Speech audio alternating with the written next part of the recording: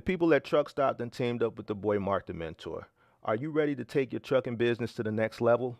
With Truck Stop Pro, you get access to the best load board in the game, giving you the tools to find higher paying loads and streamline your operation.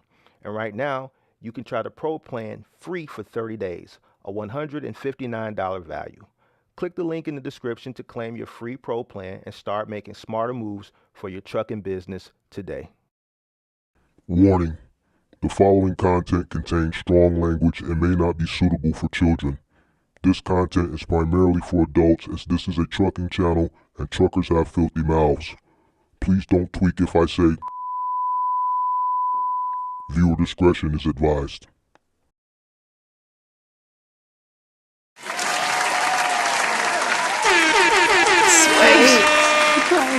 What's going on? What's going on? Good afternoon. How's everybody doing this Sunday afternoon? How's everybody doing? Come on in, make sure you guys hit that like button. Let me know where you guys are checking in from. Shout out to Great Polo in the building. Shout out to all the MGM members. Jonathan, We Carry Freight. Sharks World, what's going on? William Sweet. Kirk Morris, what's going on? Shout out to Pippi. Shout out to all the moderators. What's up? Make sure you guys come on in and hit that like button and let me know where you guys are checking in from. All right, so today we're going to finally get a chance to get around to the live stream that I was supposed to do maybe about 4 days ago now, but I was kind of sidetracked onto the last two live streams that we discussed margins, right? So today I want to talk about ethics and I want to talk about integrity when it comes to the box truck business and just business in general. I know today is Sunday. I know it's football day. So I'm not expecting a lot of people to be in here at this time of the day with the football games on, but we're going to do it nonetheless and get it out the way. And then I may come back later on tonight with another show because I got some catching up to do. So come on in, make sure you guys hit that like button and let me know where you guys are checking in from. So boom, I had a couple conversations throughout the week, this week. Another very, very, very, very, I don't want to say challenging week, but nonetheless a week where I have some tough conversations um, in the Discord. So there was three conversations that stood out this week. Originally there was two, but late Friday night I had another tough conversation with one of the people who I had an earlier tough conversation with earlier in the week. So three tough conversations. I really wouldn't say tough, but I would say challenging conversations, challenging to break through.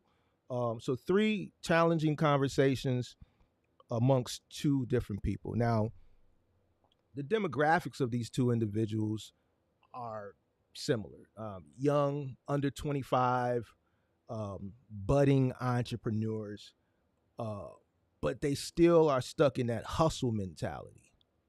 They're stuck in that hustle mentality.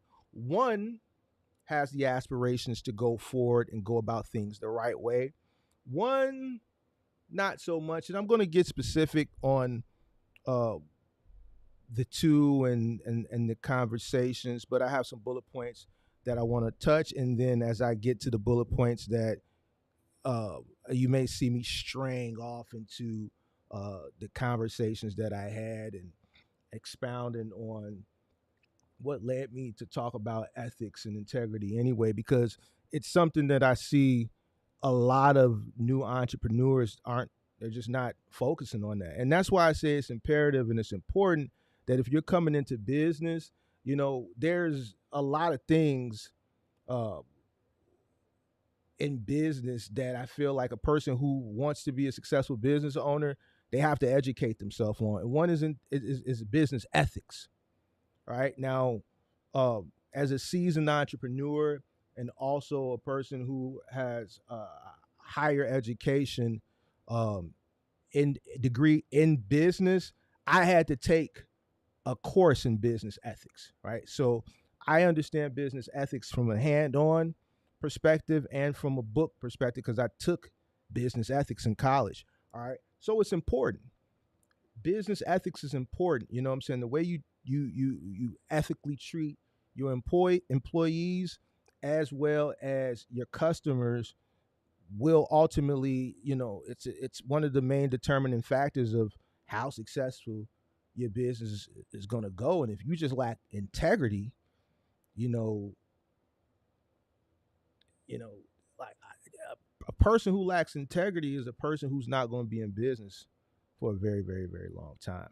And that's just the truth. So the first thing I want to talk about as far as business ethics, and then I want to hit these boring points, and then we'll get to the fun stuff with these conversations in a minute. The first bullet point I want to touch is honesty with the customers, pricing, right?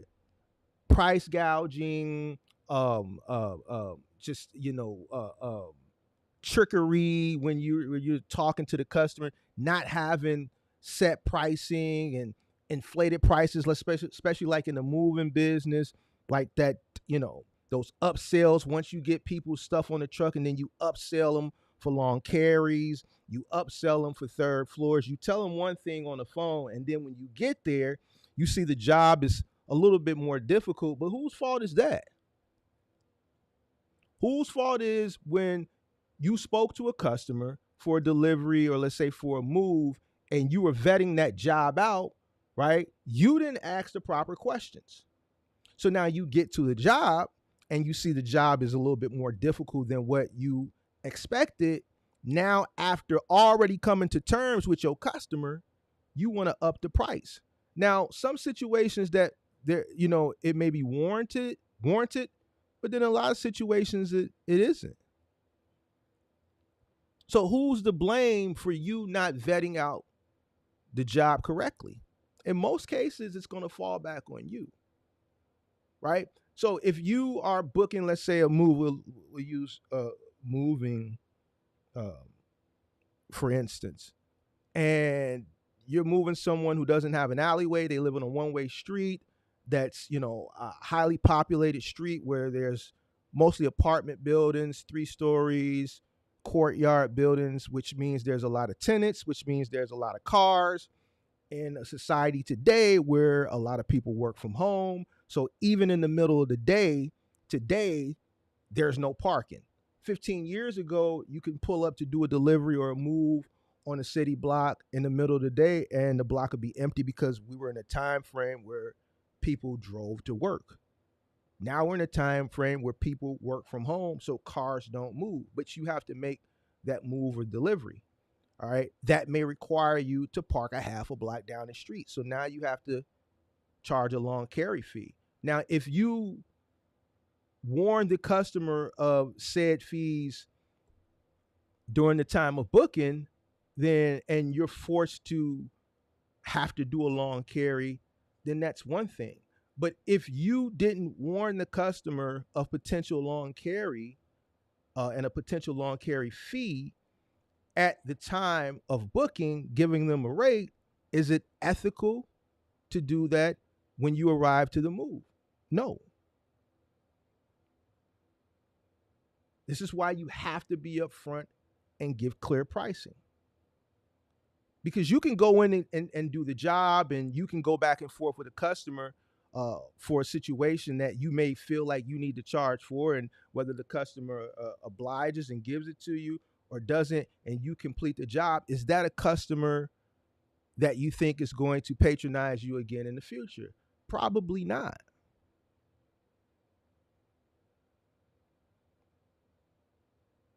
Probably not. If you're a business, I want to stick with moving, and you keep a log, right? You have data on every single customer. And I say this all the time. If you're doing apartment moves, and a big portion of your moving business is apartments, you're going to see those customers every single year. Most people in apartments move yearly. So over the course of X amount of years, you can make thousands and thousands of dollars off a person. So it's in your best interest to go in and do the job and be efficient and upfront from the moment, the time the customer makes initial contact, phone contact with you over the phone. Have everything laid out. Have everything written down. Have a script. Have a script prepared in front of you until you are just so accustomed to doing 30, 40, 50 estimates a day, you can recite it. Thanks for calling so-and-so movers. Yes, we can do, yeah, okay. Listen to the scope of the job. Okay, yep, for that job, it's a third floor. It's a 2-bedroom, and I recommend 3 guys. 3 guys are going to be $150 an hour with a 2-hour minimum. It's going to require a 16-foot truck, so there'll be a $150 truck fee to go along with that. That will cover all the materials, the fuel, the mileage, everything within that. Now, from looking at the Google Maps, I see that there's no alleys. It's a one-way street. If there's no parking that day, or we can't get the truck parked in front of the building, we won't be able to double park it because there won't be any other vehicles to go past. Maybe cars can get past, but other trucks and things won't be able to get past. So if we have to park it a ways down, there's a possibility that a long carry fee may be assessed, but we'll determine that once the truck gets there. And if there is a long carry fee, it will be this. What floor are you moving from? Okay, if there's a third floor, there's going to be this charge. We're not going to hold things, customers' personal goods for ransom because you got there and you see the job is harder, so now you want more money. Completely unethical. All right, so hidden prices and holding the people's household goods for ransom and all that is completely unethical.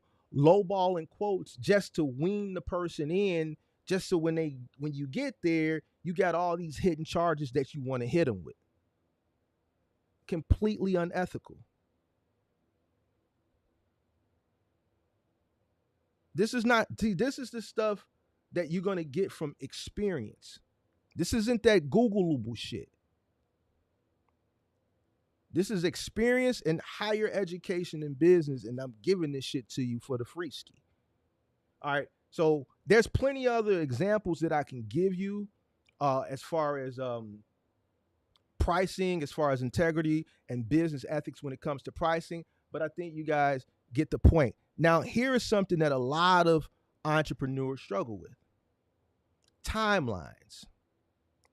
All right. Whether you're in final mile, whether you're in moving, just in trucking in general. But when you're a business and you set the timelines or you agree to the timelines, you have to be upfront and forthcoming and transparent. You can't just always be like, yeah, we'll be there. Yep.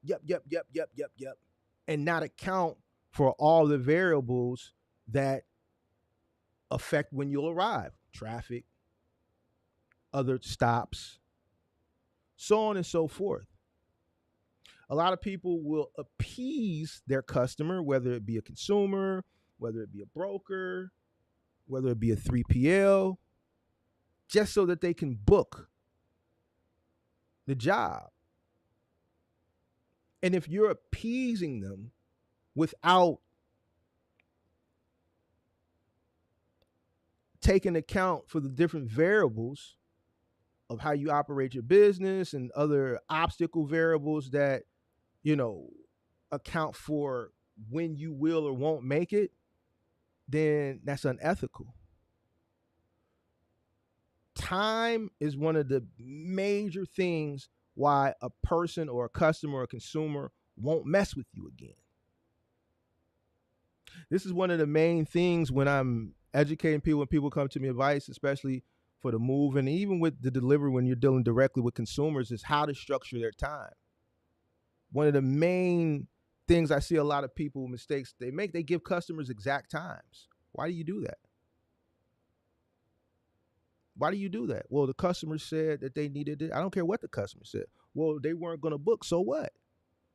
Listen, if I can't meet what the customer is requiring, then I just can't meet it. It's just not meant for us to do business at that time. The only person that I'm giving an exact time to is the first stop of the day.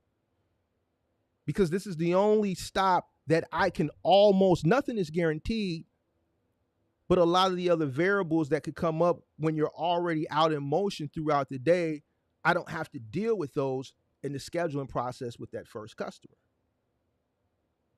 As long as everybody shows up on time and that truck starts and it's ready to go and that truck doesn't get into an accident en route to that first customer, I can give that customer an exact time because there's no other obstacles prior to that as far as deliveries or moves that can affect that truck running behind schedule. So the first move or the first delivery, let's say, of a day, I can say, yes, that truck will be there at 7 a.m. That truck will be there at 8 a.m. But then everything after that, you're getting a 3 or 4 hour window. Why? Because I don't know what that job is going to hold until that truck gets there. Yes, the customer can call. The customer can be as specific as possible. But in most cases, for the people, especially the guys that have been out here for a while, you can attest to what I'm saying is most customers don't know what the hell they have, especially in moving. A person's been somewhere for a year or 2 or 3 years. They've acquired things over the time that they've been there. So what it might have taken them the last time to move out and then move into that place, they've acquired more things. So they don't account for the things that they acquired. They just say, well, it took me 2 hours, 3 hours to move the last time.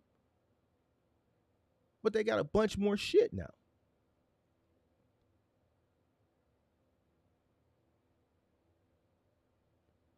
Right? So you have to be transparent, be forthcoming, and have some type of structure set up on how you book your time.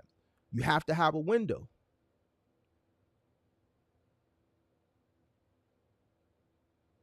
If a customer wants an exact time and you're in a business where traffic, you can go to a job, a customer say one thing, you get there, the job is a lot bigger than what it is. It could be the example that I gave prior to this one where you may have to do a long carry, which is accounting for adding more time to that job. I remember during the pandemic, I was on a move where it was a similar situation. There was no alley. The truck was wide enough that the truck could double park. I double parked the truck. Cars could get past, but any other truck that came down that street, right? Garbage truck, FedEx, UPS, moving truck, any other larger vehicle couldn't get past me. There was nowhere to park, period. The only place I could park was double park. So guess what? I had to move that truck. It was so many times I started counting. It was 19 times I had to move that truck. It was a 1 bedroom. The load took that much longer because every time a UPS or a FedEx truck had to come, I had to stop what we were doing, had to take the ramp up, push the ramp back in. Whatever was sitting at the edge of the truck, had to move that to the side, strap it, fix it in, close the door, drive down this long block up north off of, I think it was on Argyle, right off of Broadway, go up, come back around, come up the block, get really, really close, wait, let somebody guide me in because I got to get as close as possible to the parked car without hitting it so that smaller vehicles can still get past. But that whole process each time took about 10 minutes. And I had to do it 19 times. The customer understood. The customer had to pay for that. But that added to the time of the job. Which means what? We didn't get to that next job at the earlier part of the window. We got there at the later part of the window. Now, let's say if I would have just assessed the job based off what the customer told me, okay, it's a simple 1 bed coming from a first floor, move out, whatever it is going to move in. All right, we should be done with this job 3 hours. Based off my skill set and expertise on gauging how long a job is going to take. But you can't plan for the unexpected. That was the unexpected. 19 times I had to move that truck. It took us like 4 hours to load that 1 bedroom. It was 3 guys because I had to move the truck so many times.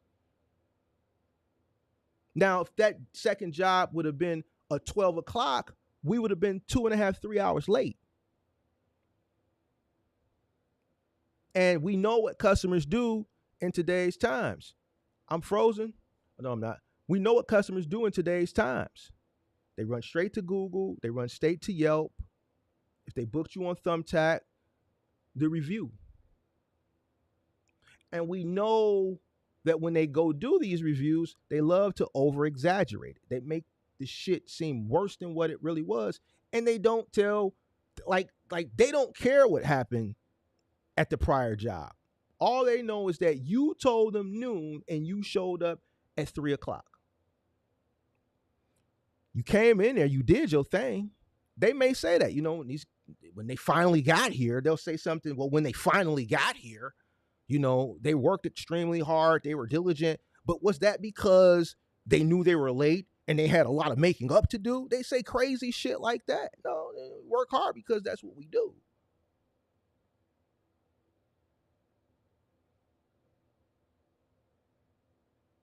And then you have people that are coming behind reading these comments.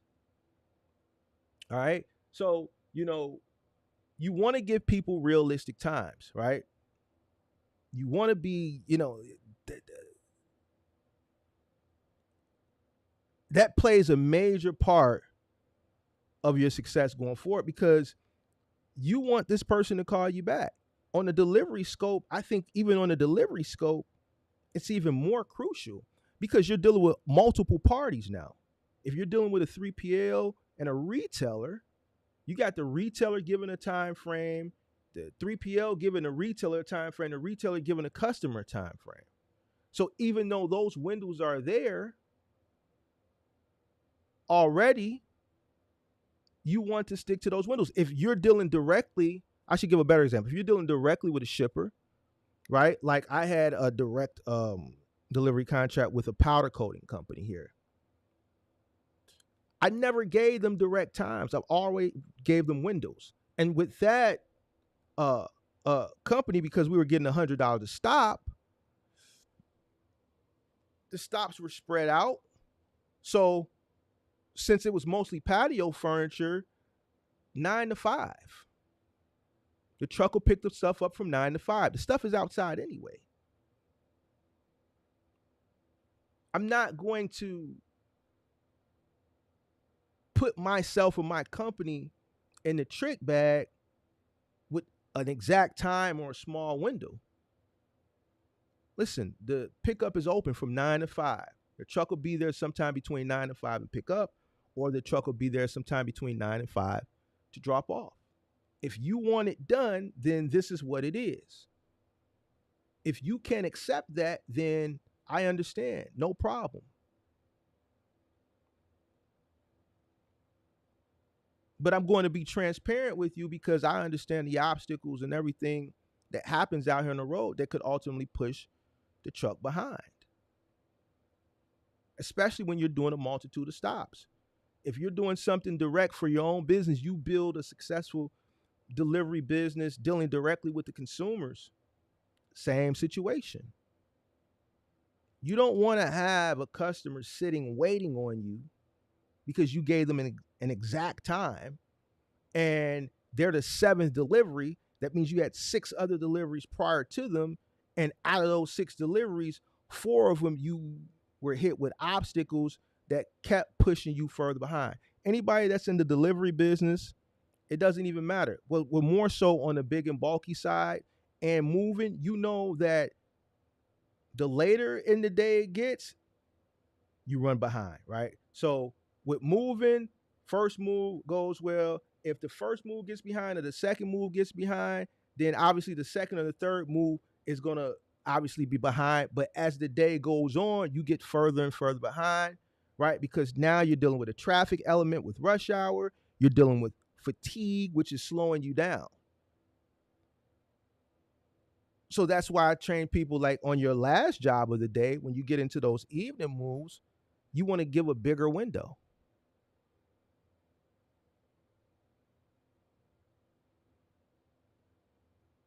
Because you don't want a person sitting around waiting for you when they could have stayed at work, where they could have been doing something more productive, instead of sitting waiting around for you because you wanted to tell them something that was unrealistic just to secure the business. It's not good business practices. You want to be realistic with your customer as possible. Let's talk about workers. All right. Let's talk about business ethics with workers, whether they be employees, all right, or contractors. Fair pay. Like, man, I be talking to people and people be paying their workers like crackheads. I don't even know how some of y'all even get people to work for you. You got to be fair. Like this whole mindset of, well, man, well, what's left after I pay this? Now I'm looking at the pay. If it's $200 left, I'm gonna pay the worker 80, and I'm gonna take 120. How you figure? Why you don't pay the worker 150 and you take 50? See, a lot of people look at it where they feel like, well, man, the employee is making more than me. Well, you the owner. You the last person to get paid. If you looking at it like that, you looking at it bad anyway. You're not going to be able to keep anybody if you looking at shit that way. It was plenty of times where I had routes where the worker, just off the worker's pay, took more than what that truck netted for the day. The truck netted, but the employee might have made 150 and the truck might have netted 75. Okay, I'm fine with that. I understand the margins are low anyway. I know that in order to be what most people want to be in this business, which is successful and ball out, I know I have to do it at scale. See, I never came into this business with the mind frame of balling out with one truck, because when I said, I'm going to turn this into a real business, and I looked at the numbers and I looked at the data, I said, there's no way I'll be able to do it with one truck. It has to be at scale. And I also know that in order to scale, I have to hire and retain employees. I'll never get to scale if I'm constantly losing employees because I'm paying them like crackheads. Got one truck crew, I go to 2 truck crew, but I'm paying the second crew and the first crew like crackheads. The first crew don't mind get paid like crackheads, but the second crew, they mind get paying like crackheads. So they quit. So now right when I was ready to go to my third truck, I can't because my second crew quit. So now I got to replace the second crew, which means now I can't go to my third truck because I'm replacing the second crew. So now I got to replace the second crew. And just right when I'm ready to go get my third truck, now the first truck got tired of getting treated like crackheads. So now I can't go to my third truck still because now I got to go replace truck one crew. And the cycle going to keep doing that. Now I got one guy who quit on the first crew and a guy that quit on the second crew. So now I got to combine them crews. So I'm still at one truck. Still can't go to a third truck because I can't retain people because people aren't motivated to come to work because I'm paying them like crackheads. There's a lot of variables that account for scale. One of them is retaining people. You can't grow up the ladder scale if you don't hire and retain individuals. I have no problem with making a minuscule profit margin because I understand that's just the nature of the business. I'm not worried that my driver got paid $200 and pay off this route and the company only netted 80 or 100. Cuz I'm operating in scale. Now to the independent owner operator who looks at that and you have a feeling because you don't want to pay your driver more than what your truck is bringing in, that's why you're sitting around here complaining. Just like to the young lady the other day who just said that's impossible. No, it's not. Because there's plenty routes that I've operated where my drivers made more than what the truck netted.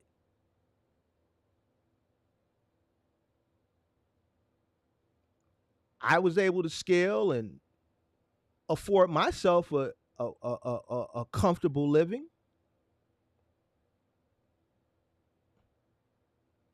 because I understand the formula.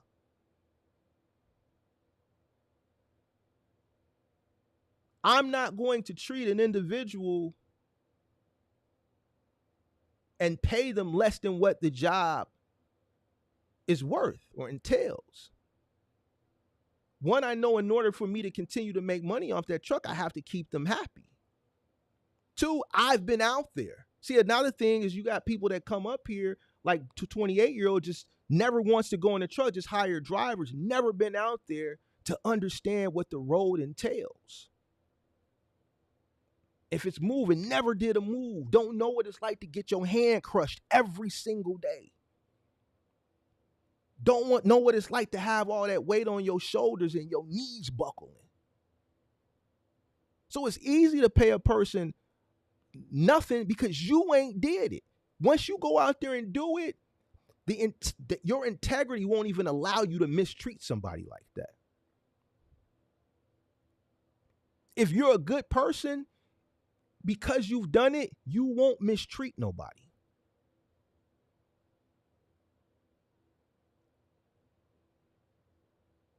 You have to pay people well. You have to pay people handsomely. I give this analogy all the time. We've all been at this point. Well, most of us, some of us probably have. I know I got a lot of younger people that follow me too. For people that have had real jobs and careers, a lot of people that have these careers now, this is, you may be able to test it that. It's that time comes where you're just sitting on the edge of the bed. You get up in the morning, you're sitting on the edge of the bed like, man, I don't want to go here. Man, I don't want to go here. The times that I thought like that back in the day, it wasn't because of the work that was associated with the job. It was more so the pay. I come from a time frame where minimum wage was like $7, $6.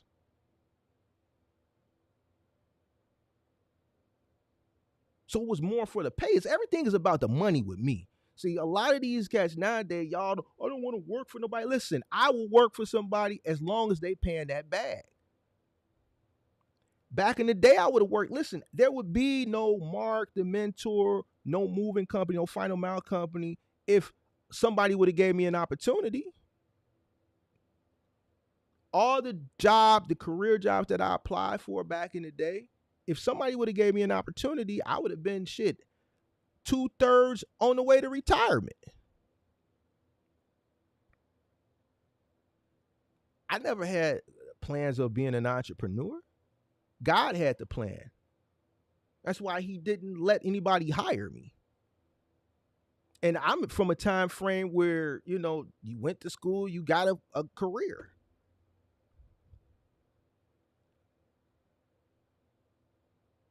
But those times where I was sitting on the edge of the bed is because, man, I wasn't satisfied with what the pay was. I'm working very, very hard, and I just like, man, I felt like I could have been getting more in the jobs that I wanted. Nepotism played a big part. Nepotism plays a part now, but so many companies and industries need work. It doesn't really hold that true today as it did 20 years ago, 25 years ago.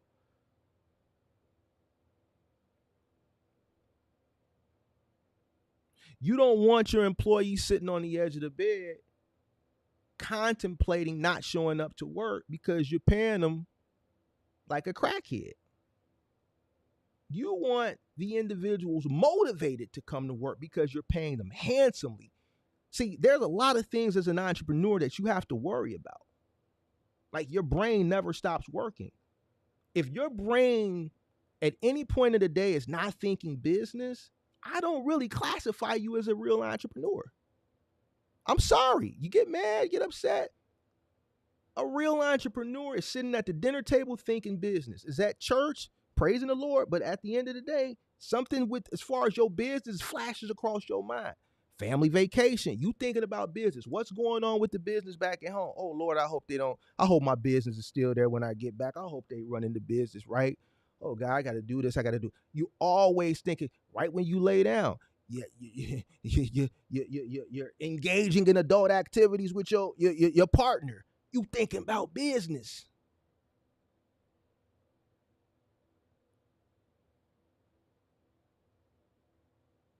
The last thing I want to add to my mind is, man, Lord Jesus, man, I pray that everybody show up for work tomorrow because you paying them bogus. I'm not finna stress myself out because I understand that I don't make no money if these trucks don't move, and in order for these trucks to move, I need people to move them. So to rid myself from that stress, just pay people handsomely.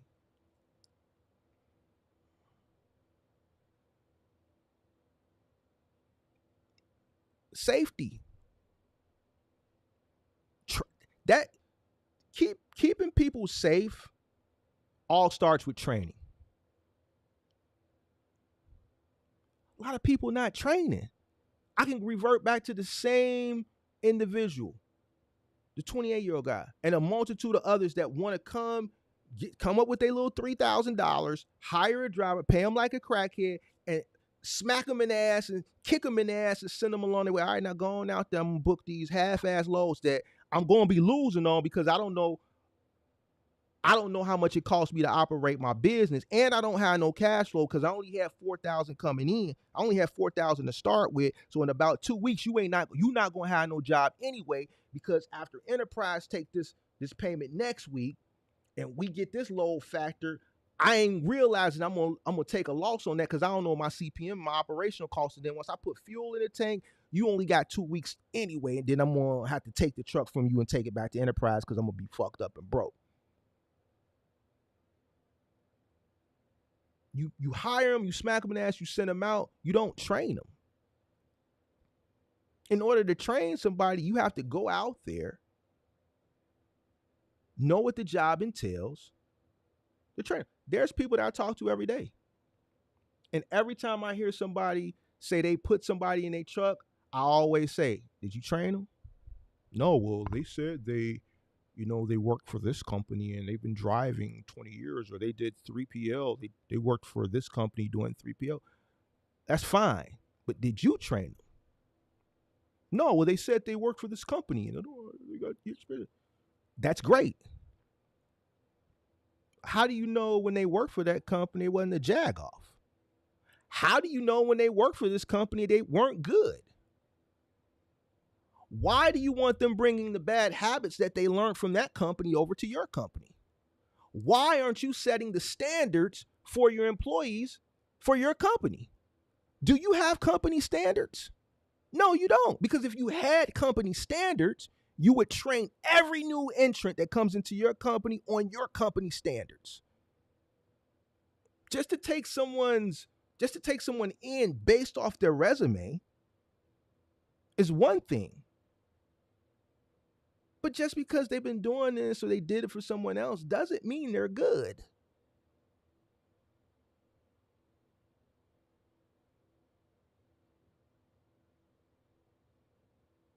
It's professional ball players that have a career riding the bench. There are professional ball players that have been in the league for a decade that ride the bench. They go to a different team every year. What was the one dude? Sir, you got some people they just put on the squad as veterans just to motivate the other guys. Second string, you the guys that get beat up on in practice.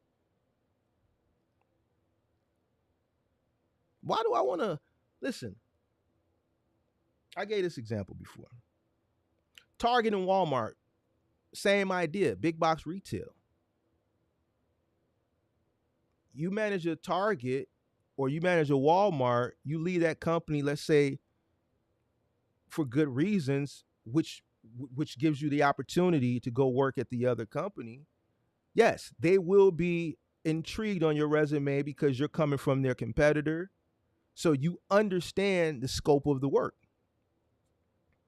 But just because you work for Target and you applied at Walmart and they're going to hire you because you have the experience, or vice versa, when they hire you, they just don't say, all right, well, you worked the back room or you managed it or you worked the back room. So we use the same PDT system. We have the same wave in the back room, we use the same crown. The bail system is the same. We use all the same manufacturers. Our line is the same in the back room where we unload the semi trucks. The staging is the same. So yeah, just going out there is the same. Just going to do it. No. Walmart is going to train you to their company standards, and Target is going to do the same, regardless of how many years you worked for their competitor. They hire you based, you have a basic understanding of the industry, but both company has their own company standards.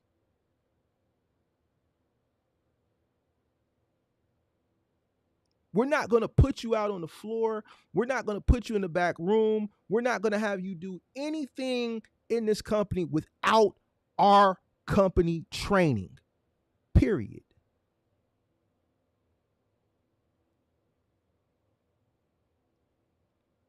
One, this helps to indemnify us if anything were to happen. We trained you. Now, when something happens, the first thing we do, go do a drug test.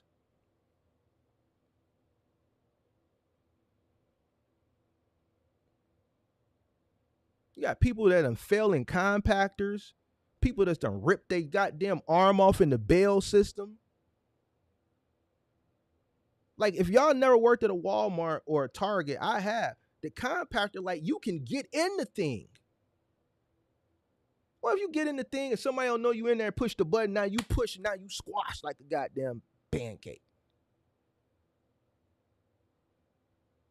What if your training is a little bit more in depth than what your competitor? What if your competitor, which the driver that you hired for your OTR company, what if they came from a driver that was just like you, that just sent them out there and didn't train them? That was the first owner operator they worked for. So that means they haven't had any real training from a person that has been in the field to say, don't do this, don't do that. Same thing with a final mile guy. Same thing with a mover.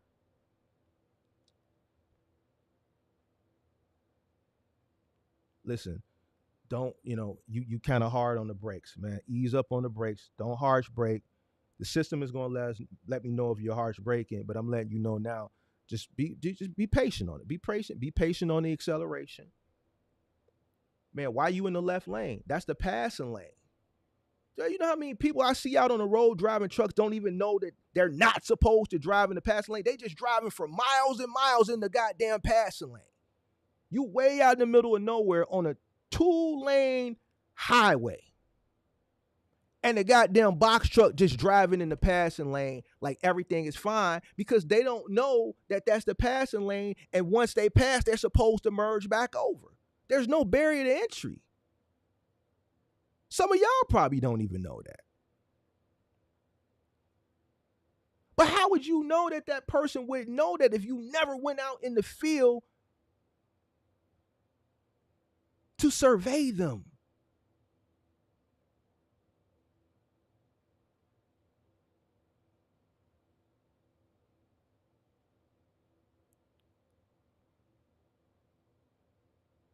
Hey, bro, you can't have both your ears covered. It could be little things like that. Hey, you got your earpods in, that's fine, but you need to take your left one out to take your right one. I need one ear open. I need you to hear ambulances, sirens.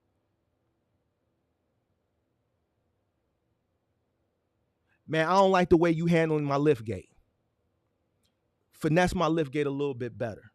When you pull it out, don't just let it flap. Pull it out, hold it on. I know it's heavy, but don't just let it just flap all over. Just place it down easy, then fold the other one out. When you push it back in, don't just let it slam. You paying for all this maintenance and you don't know why. So then when something happens, can you ethically hold them accountable? No, you can't. You know why? Because you didn't train them. They do something goofy. Your first question, like, well, how did you make that mistake? How did you do that? Well, shit, I don't know. Can you hold them accountable? Well, why'd you do it? I don't know. Nobody told me not to.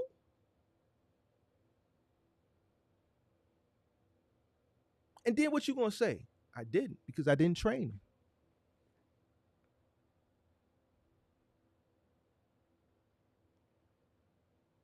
The only time when you shouldn't train someone is when you're to a point at scale where you have crews that have been trained by you that are your top tier crews that you can start funneling new entrants into your company through those crews, working on the truck with them, and then they report back to you. But if you're at a small scale, just one truck, two trucks, three trucks, four trucks maybe, and you don't have enough crews where you got A crews, B crews, and C crews where you can have this person, look, you got this guy working for you for 6-7 years. He's your best guy. So you pay him extra to run all your new people that you hired through him, because now you're at scale where you're in the office, but you have individuals that are capable because they've been trained by you. They've been around you for so many years that they're capable of training. Then you can't, you have to go out with them. You won't be able to ethically hold them accountable for anything because you haven't trained them. You were lazy. You took their word. I'm not taking nobody's word for nothing. You're not operating anything of mine unless I physically been out with you or an A team has gone out with you. I put you on the truck with one of these crews that's finna break you down. Yo, what on the new? Man, dude ain't worth shit, man. He ain't gonna make it. Yo, what's up on the new? Man, dude good, man. He good, man. He just another week with us, and we gonna get him right, Mark. We gonna get him right.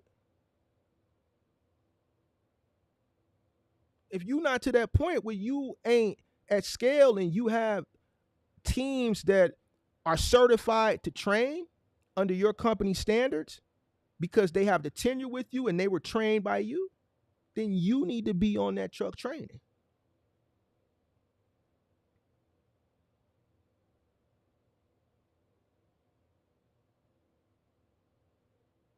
This is how you prevent issues.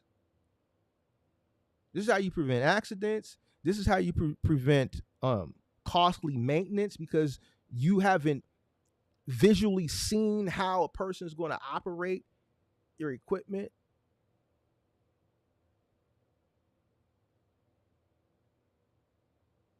I don't understand. Like, this shit ain't. This is why when people say I just gonna hire a driver. Well, how you ever did it? No, I ain't never did it. But man, I'm just finna start a box truck for a stream of revenue.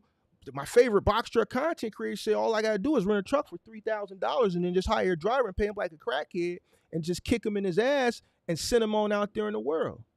Well, who gonna train them? Well, you don't even know what you need to do. Well, how hard is it, Mark? It's just going to the DAT load board and the first load that I see for $1,200 because I've never made that much money ever in my life all at one time. I just booked that load and just they have a phone, they got a GPS. This is why I don't take a lot of people serious. You're not getting on anything of mine unless you've been trained to my company standards. Because you probably work for one of these retards that didn't train you shit. So technically, you still haven't had real training when it comes to this industry. You haven't had it. You drive for got it out the mud trucking.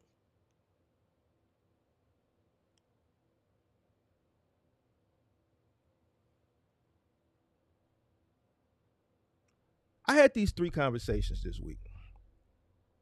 Both of these guys were under 25. One was, I think, 26, and the other one's 24. Just one guy really wants to learn, but when he comes and he asks these questions in the Discord, there's always a but. With Mark, and then the other guy is just ignorant. So let's talk about it. One day, I had 2 conversations. One was in the morning that went about 4 hours. Then the other one was in the evening that went about 4 or 5 hours. So all you people out there that, I tell you all the time, I'm in the Discord. You can find me in the Discord. I will talk to you there. All right. So I'm talking to the first guy in the morning. He's in the process of, he has a good contract with a cabinet company. He does moves on the side under the table. He wants to get his moving license. So he does demo work, he delivers cabinets, does demo work, and does moving out of the same truck. He says, man, Mark, I'm finna apply for my license. I listen to what you said. I think I'm gonna wrap my truck. But you think I should put my demo work so it should be like they'll see my moving company and my demo company on the same truck? I might as well use that space on the truck. I'm like, well, I wouldn't do it. You can do what you want, but I wouldn't do it. Why wouldn't you do it, Mark? I'm like, I'm not going to confuse my customer. What do you mean, Mark? Dude, if I got a moving company, moving and junk removal and demo work, they all don't coincide. Well, I don't think the customer would care. You a goddamn lie. And there was a bunch of people in the Discord that morning. I'm not going to advertise moving and junk removal. Yes, there's people that do it all the time, but you don't see licensed professional people do it. Why? Because that's 2 different customers. You're not going to put my household items on a nasty ass truck that you've been doing junk removal. Now, if you want your shit to go on a truck, your household good items to be moved from point A to point B on a truck that you knowingly know that this person is also doing demo and junk removal on, then you nasty as hell on the gas. You a nasty person. You know why? Because I'm qualified to say it because I've been in both businesses. Junk removal is nasty. You don't know what you're getting into. Yes, you could have some clean junk removal jobs. You can have some filthy junk removal jobs. You could go into a basement where the basement is ridden with cobwebs and you got couches that have been down there for years. And some of y'all that's been in this business know as soon as you flip the couch up, under the couch, you got goddamn spider eggs and spider web eggs and all this shit. Now this going on the truck. Maybe infestations you don't know about is going on the truck. And then you mean to tell me you're going to turn around the next day and move somebody's household goods, their mattress that they have to sleep on, their couch that they have to sit on, even if it's wrapped, things or little bitty creepy crawly things can crawl. Is that ethical? No. So I'm going back and forth with this young man, and he eventually listened, but it took me 4 to 5 hours to get him to understand the integrity and the ethics. It was unethical what he was doing. Granted, he wants to maximize on the visibility using his trucks to promote both companies. but it's not ethical. It's also not ethical because you're not being transparent with your consumer. Now, he says he wouldn't mind. And I told him just what I said. Well, you nasty. You nasty. But outside of you, do you think if you went to each and every customer and said, yo, I did a junk removal yesterday, and the day before I did a demo clean out. Just letting you know, because I'm finna put your queen size $3,000 mattress on here. Even though we wrapped it, I'm gonna put your couch and all your little personal, your boxes. They gonna be on here. We don't wrap your boxes, but don't you know when you put your hands in the boxes, the little perforated holes they put, it's a possibility that if there's any infestation that we introduce to the truck, where I put my hands in the boxes, things might crawl. I don't really think the truck is infested. But you never know because there is cracks and crevices behind the E-Track system. My floor is wood. We did an excavation for a demo. I don't know if they had termites. They might have had. My floor is wood too, so it's a possibility my truck could be infested with termites. Hit the like button.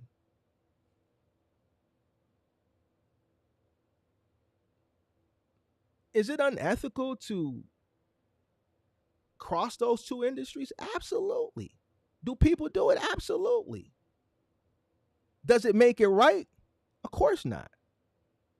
I'm not doing it. You know why? Because I wouldn't want anyone to do it to me. I had a situation just recently with my cousin who has a bunch of real estate properties, wanted to borrow one of my trucks to do some shit. I rented him a U-Haul truck. I don't want that shit in my trucks. Period. Speaking on U-Haul is the only company that builds their boxes fully aluminum. If you go in the back of a U-Haul truck, there's no cracks and crevices nowhere. Their corner caps are completely sealed aluminum. The floor is aluminum. Their floor, as it curves up to the sidewall, is a curve. There's nothing there. I've been to a U-Haul facility. U-Haul builds their own boxes. I got a tour of one.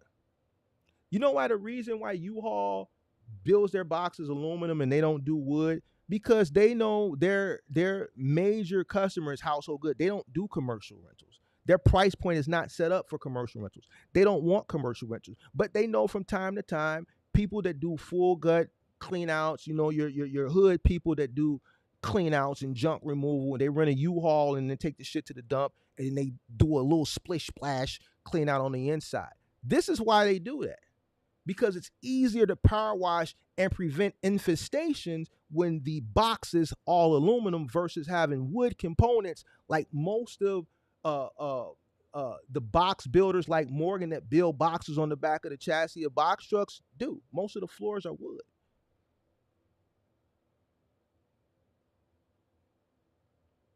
So I'm going back and forth with him for hours.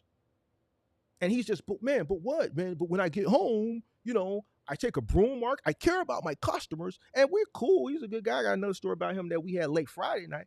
But man, I'm like, well, how you clean the truck? Well, when I get home, I take a push broom and I sprinkle a little water with water hose. So you don't power wash it? Well, no, I mean, it's clean. How do you know? Your floor wood? Yeah. Well, you doing demo work, is it termites? Well, I don't think so. Is it bed bugs? Well,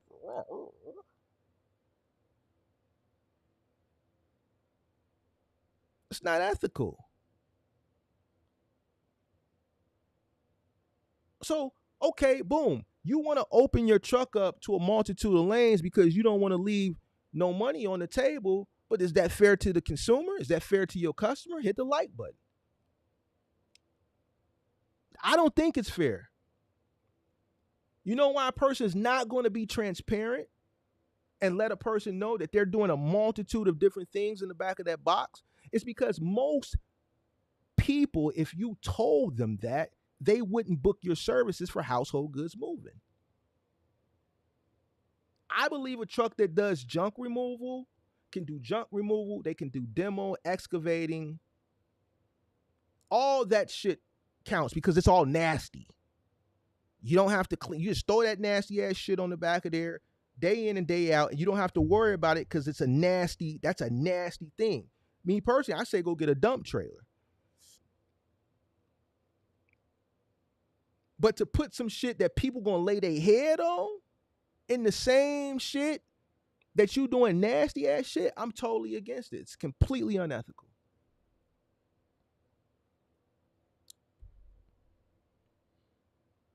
Hit the like button. Yes, people do it. But that does not make it right. Doesn't make it right. Eventually, he saw things my way. Now, whether he listens to the business advice, I would hope so. But I always tell people, you do what you want to do. You move somebody and you introduce an infestation to them, you're going to have a whole lot to deal with. That's the last thing you want to do. Whether it's over the table or under the table, you have to have some form of integrity. Listen, introducing an infestation to someone is probably one of the worst things you can do. I don't think you'll ever be recovered. Like a person right there, they're going to make sure you're shut down. They are not going to let up. They're going to make sure that they come after you for one. They're probably going to take you to small claims court. They're going to, every single review website, they're going to go after you. No one is going to want to book with you. Person can read a bad review and see that you was a few hours late and still weigh on if they want to hire you or not. Because people understand that people get bad reviews, and some people understand the nature of the business, that in delivery, the delivery business and the moving business, that the truck will run behind because of the nature of the business. But I don't think one thing a person is going to forgive is an infestation. That's just like if you're looking to rent an apartment and you're searching for an apartment, then you read the reviews of the building and you see a multitude of people say, oh, the building is infested with roaches. Are you going to continue to seek out possibly renting a unit in that building? Probably not. So not practicing good business ethics in this instance could be detrimental to future business. A person shoot a video, your truck, and man, your truck, you got your branding on the side. They walk around the truck. That's you, your MC, your DOT. They walk around, then they get on the back of the truck. Now look at this, guys. Look at this. Look at that. What's that right there? What's that right there? They got the phone. Hold up. Look at that. Look at that. It's right there. Look at it. Oh my God. Look, they're nesting right in that corner. Man, you'll never live that shit down. You introduced it to your truck by doing something that's unethical. So that was the morning. Then later that day, I had another debate with another young guy. Now, this guy, this is why I'm talking about ethics. This is why I'm talking about integrity. I can't remember exactly, and whoever was in the Discord that day, and y'all know who I'm talking about 4 days ago when we went from like 4 o'clock or 5 o'clock to about 10 that night, me and this person going back and forth. He said something, I was like, man, so like the customer, he's like, man, fuck that customer, man. I got it. Man, Mark, you act like, man, shit ain't fucked up out here, man. These are his exact words. Man, you act like shit ain't fucked up out here. Man, I got to get it. I got to eat, man. Fuck that customer, man. I'm trying to make this money, man. Fuck that customer.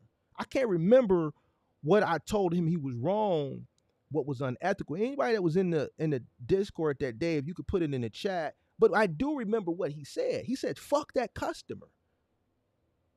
I got to get it. It's fucked up out here. I can't worry about that, man. I was homeless. I was living with a bitch.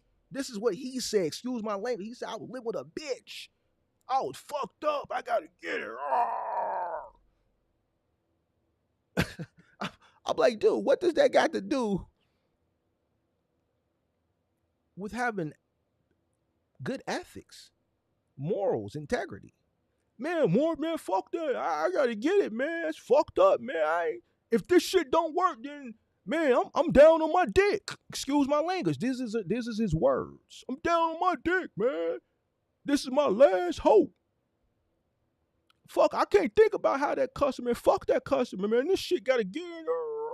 Can somebody remind me what he said that was unethical that caused him to say that shit? So now I'm going back and forth with this dude for hours, trying to explain to him why ethics in business are important.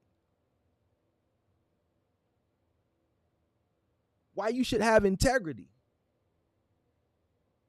But this is the mindset of a lot of people that are coming in that think they're business owner. They're really hustlers. See, that's the mindset of a hustler. That ain't the mindset of a business person, because the mindset of a business person thinks longevity. The mindset of a hustler thinks momentarily. No person who's thinking longevity is going to say what he said. That's what it was, Manny. Negligence. So his issue was negligence of maintenance and proper insurance. What he did was, I think he finessed uh uh some insurance something, and something was broke or something. I don't know exactly what if you could be more specific, put it, but I do remember his response, and his response was everything I just said. So he don't care about the customer. This is the type of individual that is coming in the home. Now imagine hiring a helper, and this is why you have to train people, because somebody that worked with him, that no longer works with him, is seeking employment and said, I got experience moving. I worked for this fucking guy. And then you say, you did moving. Yeah, I did moving. But you don't know they work for him. So now all his bad habits, because he's just not a good business person, he's a hustler. He's only living for the today. He don't care about the customer. He said this shit verbatim. What value do you think that individual is going to bring to your company? He's going to bring all the bad habits that he learned at his tenure, during his tenure for that individual. So now all that shit is going to be introduced to your company. You didn't train the individual. You hired them based off their experience. And this is what you're about to introduce into your company. You haven't set any values. You haven't set any standards. They're going to set the standards of what they learned working for that guy into your establishment. You see how this works now? So 4 to 5 hours. Now this guy's just a lost cause. The earlier guy I spoke to that day, this is just what he does. He likes to go back and forth. But what if, and have all these different scenarios. He wants to learn, but Mark, what if I do this? And so this, that, and the third. This guy, he's just straight niggified with it, for a lack of better words. Don't care. And there's a lot of people that are in this industry now that carry that same mindset. He didn't get it. The conversation didn't end with us. I'm not coming to terms with nobody that's on the new. It's either you coming to terms with the information I'm giving you because I'm the experience, so it just didn't happen. And in that conversation, he just didn't get it.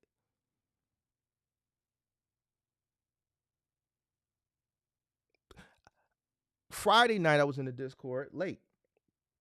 There's like a few people in there, but this guy, he waited and waited and waited, and when the room died down, it was like 4 or 5 people in there, and the guy who wants to do the license moving, he's doing the moving now, but he does a lot of cabinet work and demo work, and he does all of it in his box truck. That guy, he came with more questions Friday night. He's full of questions. He wants to learn, but he's young, and you give him the answers, but it's always a but. What if I do this? And so Friday's conversation was, well, I want to buy a second truck because I'm working with this company, this cabinet company, and I have to do the new deliveries of the new cabinets, but then when they come in and do the demo work, I have to remove the old stuff, but then I do demo work on the side too. And I got a big demo next week that's going to be about 4 days. I also do junk removal. I also do, household goods, and I do it all in the same truck. But my issue is why I want to get another truck is because the company that I do cabinets with, they always call me at the last minute, and it kind of deters me from booking other jobs because I don't want to book something and then they call me at the last minute, and then I got to go back to the customer that I already booked with and try to move stuff around or cancel them because I got to, satisfy my customer. I'm like, well, what about the customer that you already booked with? Well, this customer, the cabinet people, this is where I make my most money at. You make your most money because you leave your truck open hoping that they're going to call you. If I book my truck to a customer, whether it's a company or if it's a consumer, it's first come, first serve. I can't have my truck sitting around waiting for somebody to call me. Yes, you may do jobs for them 3 to 4 times a week, but you're sitting around waiting for them to call you. When they call you, they'll send me a text the night before and they'll say like 8 a.m. So they don't even say, hey, how you doing? They don't ask you if you're available or anything. No, they just say 8 a.m. That means your truck is their truck. I swear for God, this is what I told him. I said, because you know me, I'm going to keep it a buck with you. I said, you sweet. Well, what do you mean, Mark? I said, listen, if I send you a text and I tell you 8 a.m., and you know that means to be at my warehouse at 8 a.m., and I don't say, hey, how you doing? Hey, is your truck available tomorrow at 8 a.m.? That means I don't give a fuck what you got going on.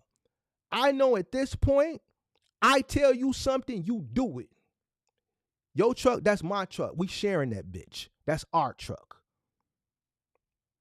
That's how they got you. Well, man, I don't think it's like that. It's my customer. So you mean to tell me you're letting paying customers that are calling you, that are looking to book, you're letting them go because you're waiting on this person? It's first come, first serve. What if they don't call you? Well, see, that's the problem. Some days they don't call me, and then I could have booked the job that day.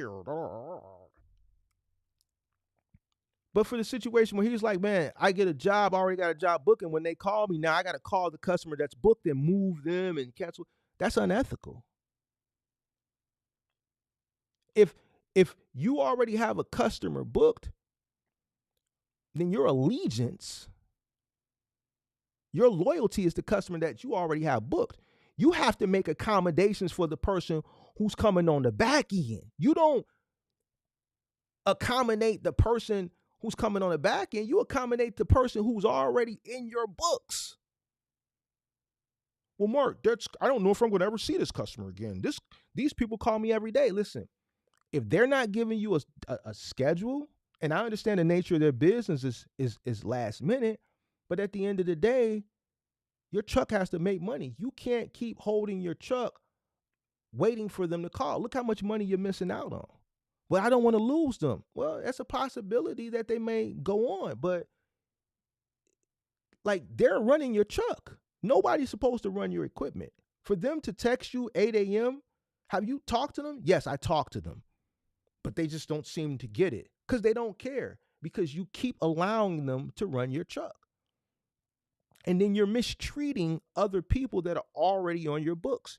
You're rescheduling them. You're calling them. Hey, I know I got you scheduled for tomorrow morning at 8 a.m., but there's a possibility we can move you Thursday now? What?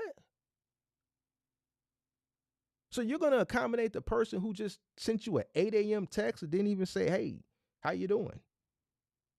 No, you accommodate the person that's already on your books. It's unethical to do that. That's not good business ethics.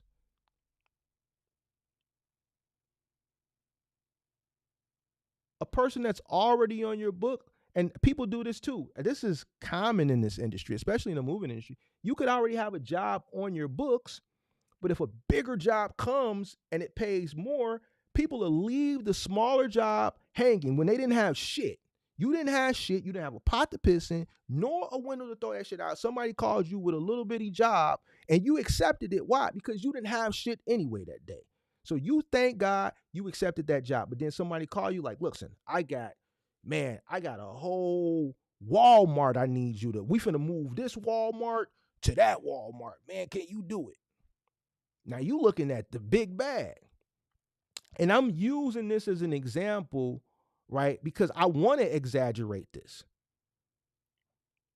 Guess what? That's just that Walmart job. That's just something ethically you got to miss out on. And I know it's gonna suck, and I know it, man, that's bad. But ethically, you're already obligated to somebody. You can't win them all. You cannot win them all. It's unfortunate. And I know a lot of you probably be like, man, forget what Mark talking about. I'm going with the big job. It's going to come back to bite you eventually. That's just not the ethical thing to do. Businesses that survive and are successful practice good business ethics. They have integrity.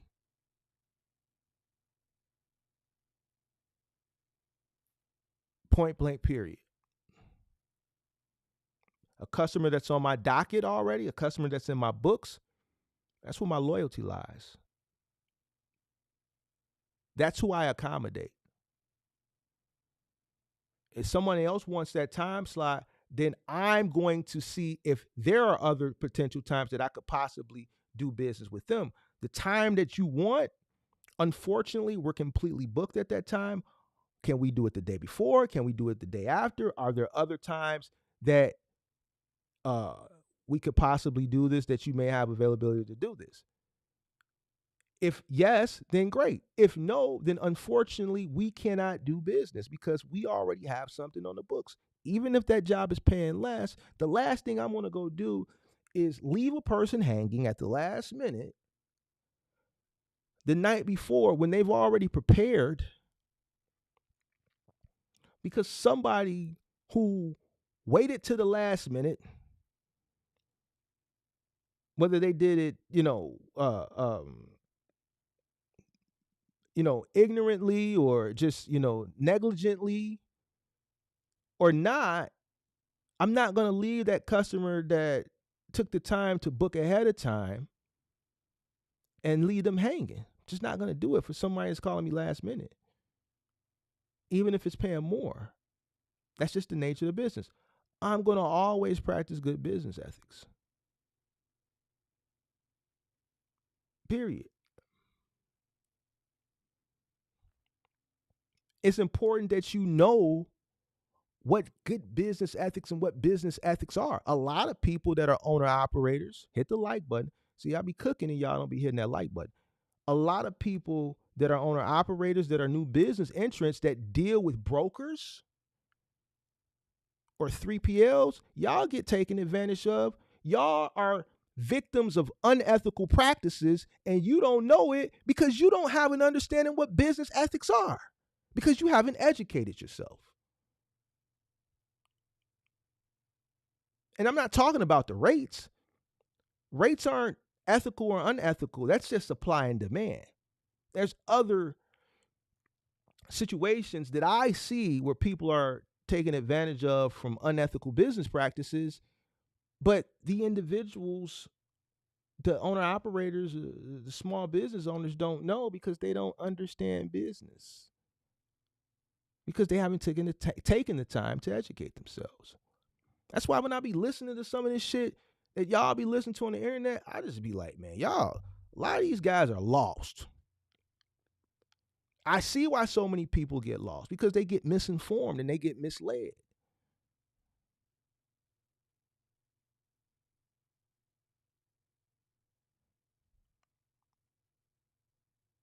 Don't allow yourself to be misinformed, whether you do it directly or indirectly, because you can misinform yourself by not doing what's in your best interest and seeking the information for you to be successful.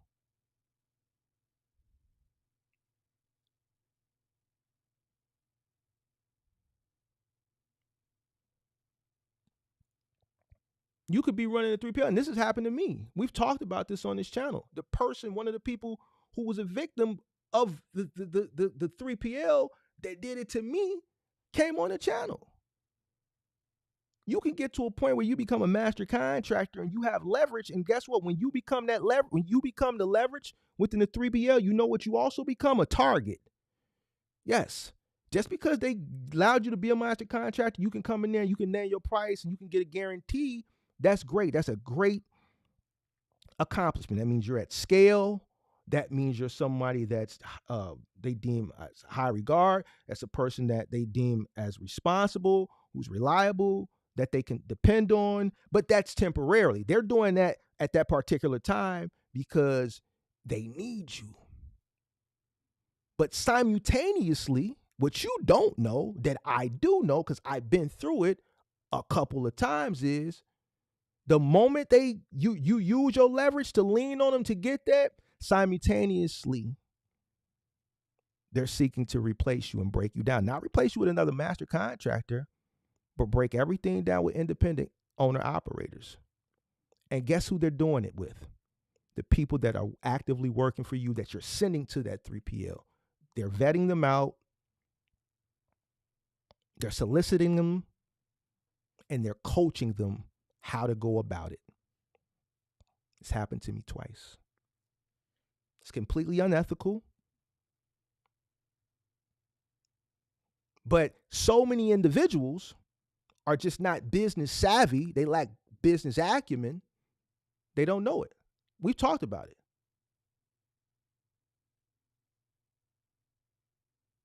I've had to deal with non-complete causes. I've had to go to war. I've had to stop people's money. I turn people's water off. I don't, listen, you're not going to solicit. And yes, our relationship slowly dissolved after that. It did. It did. And we've talked about this before. Rob came up with the Select Express, and then it also happened with me with Dynamics, with Office Depot. That's how I parted ways with Office Depot.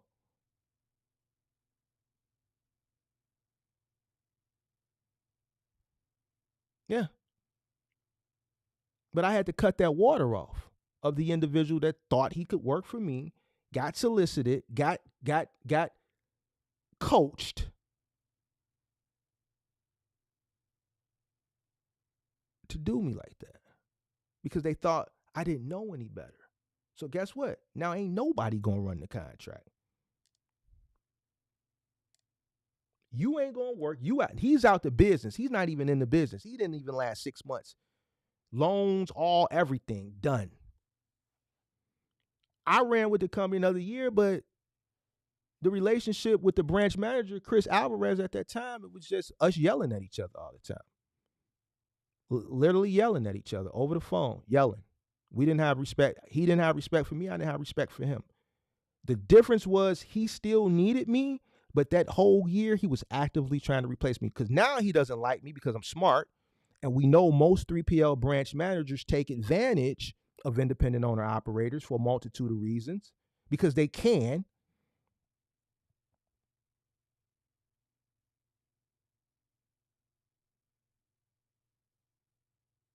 Once they realize they can't take advantage of you, they don't want anything to do with you anymore.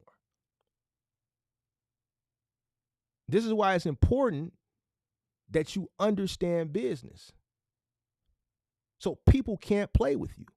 You could be sending people to these companies, and the whole time you sending individuals to these companies, the 3PLs are soliciting these people. Why are you working for him for? Man, he running this many trucks in here. You could do this shit yourself. You don't need him. Yeah, man, just let us know, do this, do that. Then when you we got plenty of opportunities. Just get everything together, and then we'll just give you the contract. Why? Because I got a guarantee. They got to pay me a guarantee no matter what amount of freight. See, what your dumb ass don't know is when they bring you in, they're going to play you on the piece count. You're not finna get what I get because you don't have the infrastructure that I have. The whole purpose of them soliciting you so is they can decrease their cost. They're not going to pay you what they're paying me. That's why they want to get rid of me, but they want to use you because you're running for me. So that means you already know how to do it. They always solicit your best guys. We're going to keep him, but we need to get him from under his wing. So that way we still get the productivity from this person at a lesser cost.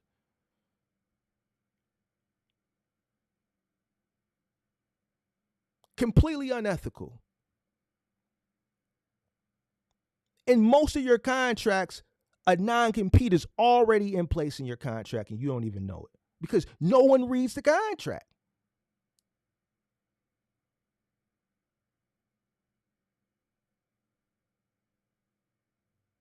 I'm not finna let nobody play with me at all.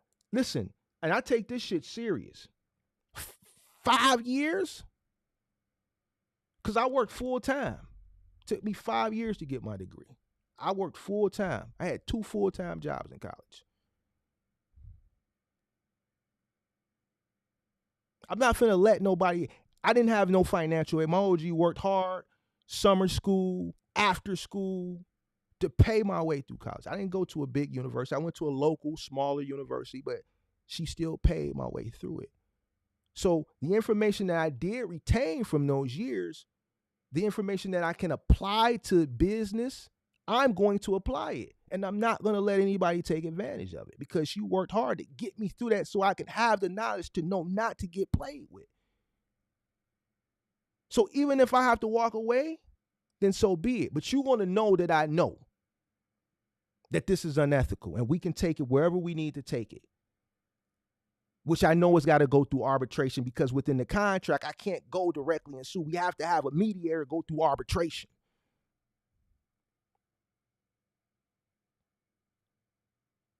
I see a lot of people that come to me that get taken advantage of. But you getting taken advantage of because you don't understand business.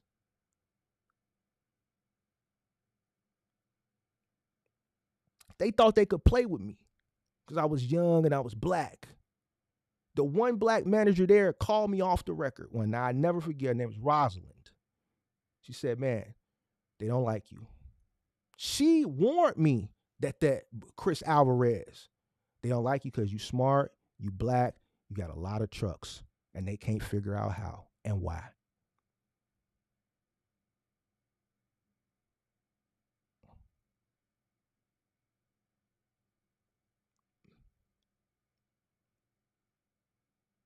So when I say educate yourself, understand your costs, and also continue to educate yourself in what you in that makes you dangerous.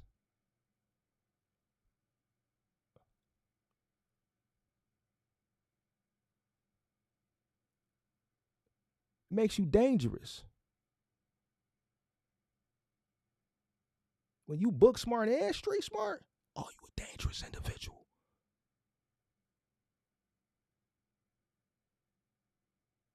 You can't play with me.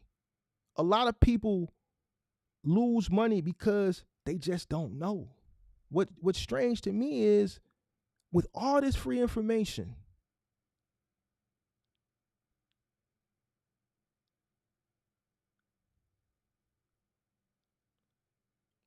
people don't still do what's in their best interest. Spoken says, great afternoon. Mr. Mark, all Michigan here. Mark, may I offer a friendly suggestion? Take a brief break, play some music, or get some H2O like you used to until people hit the light button. Here's what I'm going to say to this. You know what? I understand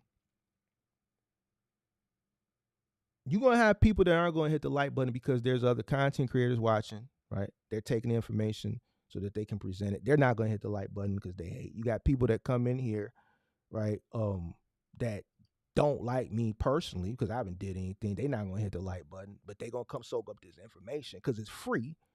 But they don't like me personally because of the way I present. Some say, oh, man, you're lucky and all this goofy ass shit. Just fuck my work ethic and all the years. You're where you're at because you got lucky and all this goofball ass shit. They not going to hit the like button. So at the end of the day, I understand. I'll say it a multitude of times, but I'm not going to delay,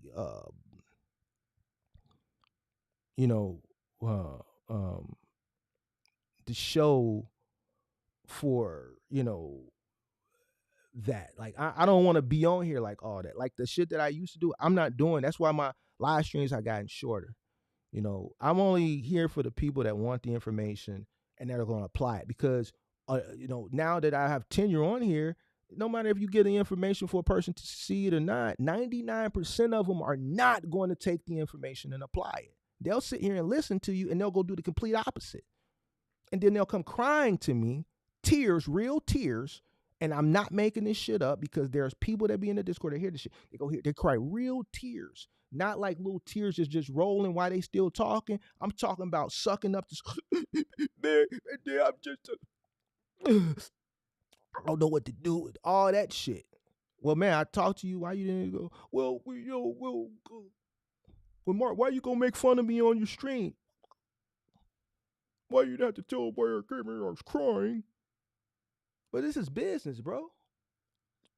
Let you drop your nuts. Stop being emotional. Stop worrying about the way that I present the content and just take the information. I'm presenting the content aggressively on purpose, because I want to get an emotion out of you. If I'm getting an emotion out of you, then that's not good.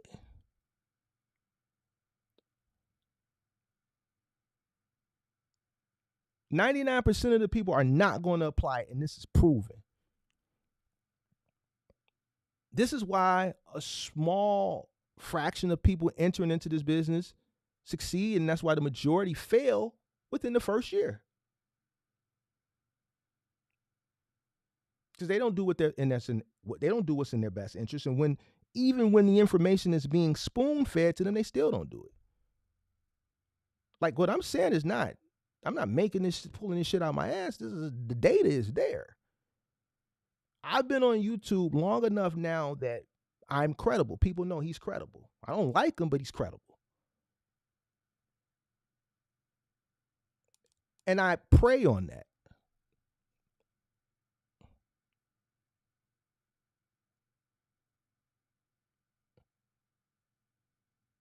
I don't care if there's valuable information that I can consume that will allow me to be better and to make more money. I don't care how it's presented to me, because I don't feel like the presentation is aggressive. It's just like somebody say, I'm from the crib. This is just how we interact. This is just how we talk anyway. Y'all really ain't seen, like, when you really kicking it with your people, like, this shit's way worse. If there's information that I can pull out of something, I don't care how it's wrapped up. Somebody give you an iPhone 16 and the box is a little bit beat up. You gonna complain that the box, you gonna take the iPhone 16 out the beat up box, you gonna cut it on to see if it still works. The box may be beat up, but you're gonna utilize that phone for what it does. So I don't really, I appreciate it, but the people who really want the information, like the information, those are the people that are going to take the time to hit it. The people that won't, I already know why they're not doing it. I know it is what it is, but I'm not going to, yeah, I get it. I appreciate that, but it is what it is. Eventually maybe we'll just do members only.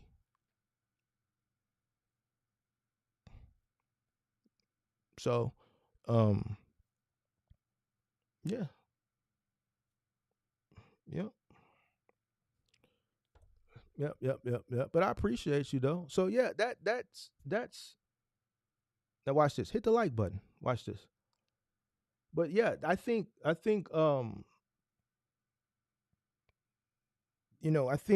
business ethics plays a very pivotal role in the growth of your business over a period of time. I think, if you practice good business ethics, I think if you have good integrity, your business will grow, and it'll thrive, and you'll reap all the benefits and rewards that you are you're seeking out. And that's just that, you know what I'm saying? But you'll have people that we come across today. A lot of those people, we saw a lot of people that just didn't have any integrity, any business ethics that came in during the pandemic. There's a lot of people that are still in now that just lack integrity, lack good morals, good business ethics, and their days are numbered, right? And you can see that when you talk to them, you can see that when you see them active in their business. I was watching some content that I was, asked to watch. Somebody, a few people messaged or tagged me in this content in the Discord of a content creator who does. I'm not gonna say the people in it. Don't mention the name. The way they handle packages, right? Ethically, it's not right. Lacks integrity because here's the thing: you care for people's items like you would want somebody to care for yours. So to mishandle people's packages, especially high ticket items, just dragging them and letting them bounce out the vehicle and bounce up, just pull it out and it hits the ground and hits the ground so hard it bounces up. Unethical. It's not, there's no integrity there. Because anybody that's paying for anything wouldn't want their things mistreated. You wouldn't want your things mistreated.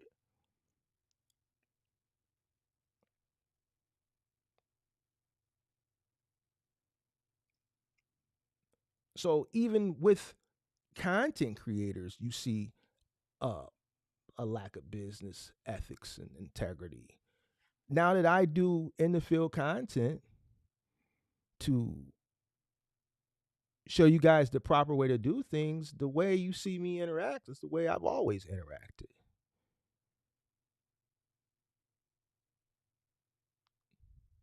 I was watching somebody, it was literally working on their truck with open toe flip flops on with heavy machinery. And I'm not going to mention who it is. And, you know, is that something if you're showcasing education? Where is the morals? Like you're educating and you're selling mentorship, but visually you're working on a truck, moving heavy machinery around with your toes wide open. Safety is a part of business ethics.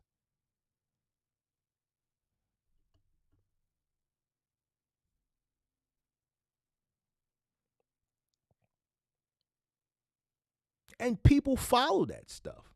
So they think it's okay. Me, I care about my toes. I'm on the truck with steel toes on 95-degree heat. You catch me on the truck any day, it's gonna be some steel toe. It's either gonna be steel toe sneakers or steel toe boots. Because I done banged all type of shit up. You not finna catch me with a smashed toe. It might be some smashed fingers, but not no smashed toe. I'm gonna look the part, be the part. Some people get mistreated and feel like it's always want to pin racism on the thing. No, maybe you get mistreated because of your presentation, how you look. Even with me going out sparingly shooting in the field content to train people on how to do things in the field, I got on my blue Dickies, I got on a blue shirt and a blue hoodie. I look like I have a uniform on. So that way when I'm going into people pulling up in people, especially on how on edge people are today, I don't look like a threat because I got my pants hanging down, I got gym shoes on, I got a white tee on with blue jeans and da da da. Just because the company doesn't require you to have some type of uniform policy doesn't mean you should not wear one. Person see me on their front porch dropping off a package through their Ring camera, they're not going to be alarmed.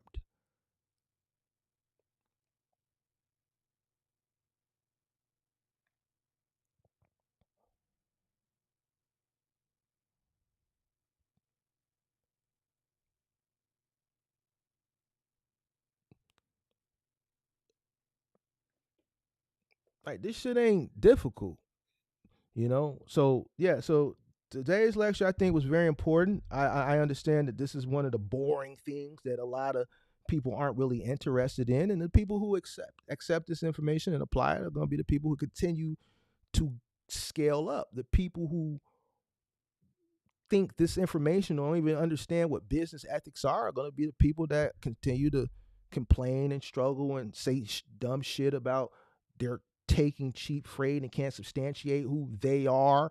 Those are people that are misled, that go out and spend all this money on entering into the business and they can't maneuver because their operational costs are high. Those are the people that are always placing the blame on other people, because all the things that I talk about, even if it's not directly associated with what brings the money in, are ultimately all things that will eventually help you become successful and help you remain successful. Because you make your money, what people want that are coming into this space now is instant gratification. And it's not going to come instantly. What you want, the frivolous things that you want to acquire with the instant gratification, they will eventually come, but they're going to come over a period of time. And having good business ethics and having good business integrity is something that's going to take you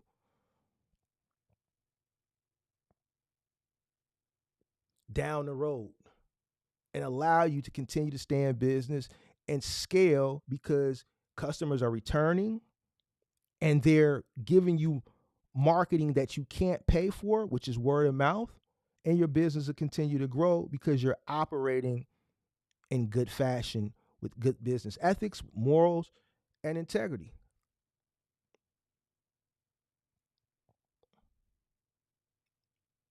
If you want to operate like a hustler,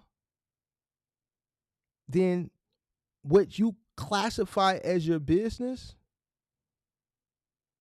the end results are going to be similar to how most hustlers end. Not good. You got to be disciplined.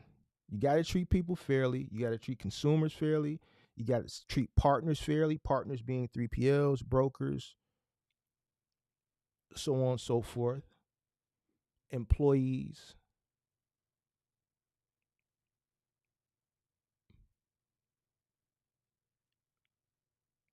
Be transparent.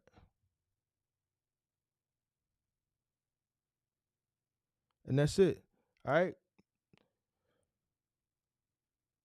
I think we're going to end there. I appreciate everybody for tuning in this evening. I may have a second show later on this evening. Chicago Marathon is today, so I'm stuck in the house. I can't get out of the garage until maybe later this evening. So I'm here cooking up content all day. So I may do a second show later today. But until then, I hope everybody enjoys their day. Hope you got some value out of this live stream. Until next time, I'm out. Peace.